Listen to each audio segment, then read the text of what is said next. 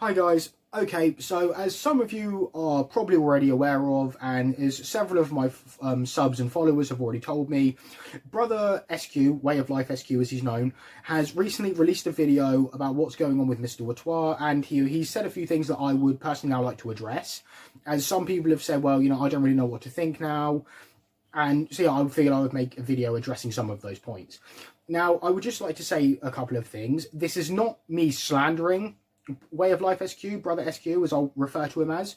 This is not me trying to turn this into a me versus him situation. I wholeheartedly support Brother SQ from the bottom of my heart. I love him not only as a Muslim brother for the sake of Allah, but I'm also a huge fan of his videos to the point where I've actually turned on the bell icon so I'm automatically notified whenever he posts a video. You know, I've spoken to him several times over Instagram. He is, mashallah, he's a wonderful brother. He's a very righteous. He's got a wonderful heart with loads of iman. And I cannot thank him enough personally as a Reaver for what he's doing for the Ummah with, you know, the videos regarding the social issues that he does. And, you know, I think that's wonderful. I think more people need to do this. And to be honest, he was actually my inspiration for doing the videos that I do. So with that being said, obviously he said that, you know, we shouldn't be accusing people without evidence. And don't get me wrong, he's true. That is 100% correct. And however, I did not start this as, you know, me just thinking, let me just make a scandal about Mr Whaatwaa. Now, Brother SQ hasn't said that I've done that. He may not even been referring to me personally in his video. I'm just saying this to explain, like I said, my situation and my followers' situations or opinions in regarding this. This is what I personally saw this by scrolling through comments on one of Muhammad Hijab's posts, and I happened to see someone mention this, so I decided to look into it for myself, which is where Mr Whaatwaa explained, he said that I do not need money to take my Shahada, I just want it to be meaningful. And as I said in my last video, how is your Shahada not meaningful in and of itself? How much more meaningful do you need it to be? And there's a couple of other things as well, such as you can track how much a popular YouTuber or social media personality makes off of their videos and everything. Mr Whaatwaa can make upwards of almost $6 grand a month from a lot of his videos because from, you know, ads and other revenues.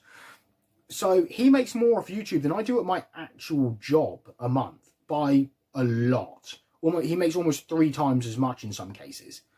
So with that, plus the fact that he's just bought himself a new motorbike a few months ago, you know, if he's that invested in setting up this foundation, why can't he donate his motorbike towards it? That, I'm sure, will shave off a few grand of that, you know, that 100k he's looking for.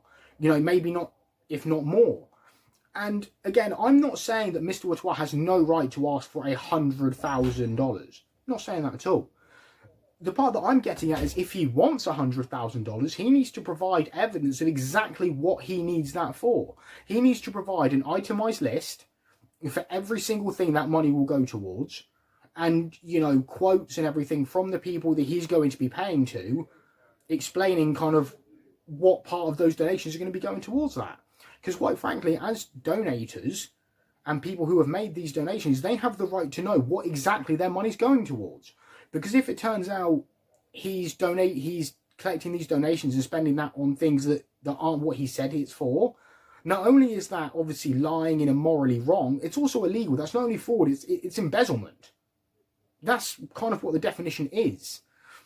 So and that's why so many people are scared about this being a Hassanat 2.0 situation, because if Mr Whaatwaa is conning people and he's allowed to succeed at this and gets his 100k if not more, that would be the biggest social media financial con to hit the Muslim community since Hassanat, because there's only a 200k difference between the two there. And that's one of the reasons that I and other people keep referring to Mr Whaatwaa as Hassanat 2.0. We're not making this up out of nowhere. This is from the evidence that Mr Whaatwaa himself has provided, or in some cases lack of evidence, and from the fact that, you know, from his other YouTube channels and all these other names he seems to be going under. Does that not seem shady to you? It does seem like he's living a double life. Now, don't get me wrong. Many Muslims, or not even Muslims, any social media star personality, myself included, even though I do not consider myself a star by any means, live slightly different lives to what they present on camera. Everybody does this. Because I don't have a body cam following me around in my day-to-day life, because my day-to-day life is quite boring. I spend 12 hours a day, 6 days a week at work. So, yeah, so for Brother SQ to turn around and say that, you know, we need evidence for this, well, we kind of already have the evidence there.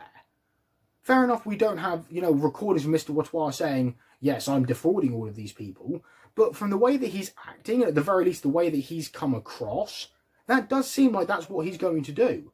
Now, as I've said before, if it turns out that I am wrong in the videos that I've made, and it turns out this is all completely legitimate and all above board, I will happily delete my previous videos, post a new one apologising to Mr Whaatwaa and anyone else that I may have misled and or offended through my previous videos, and I will personally donate to his cause. I have no problem with that at all, because, like I say, if I'm big enough and quick enough to make videos exposing these people, I should be big enough, man enough, and quick enough to produce a video apologising when I'm wrong.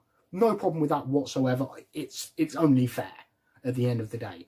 But like I said, until that day comes, I will keep pushing him to provide evidence of what he needs this money for.